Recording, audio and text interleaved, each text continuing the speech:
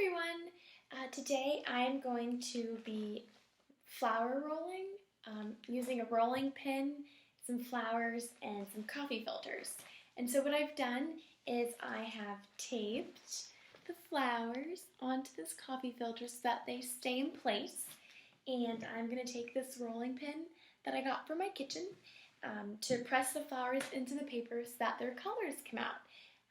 Or you can use a golf ball, something like this if you have one at home, or a little hammer, or anything heavy enough to press the flowers.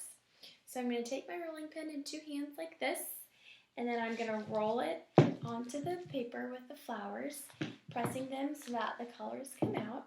And I've done it a bunch of times, so you might have to do it a lot at home, and that's okay.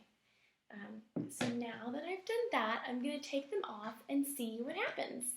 I'm going to take off the tape and see if you can see any flower pictures on the paper. And so I've taken off all the flowers, and this is the result. So you can see how there's the blue flower right here, and then a teeny little blue flower there, and then the big red flower was right here in the center. And it's okay if you get a hole in it, that happens. And then there is another little red flower here.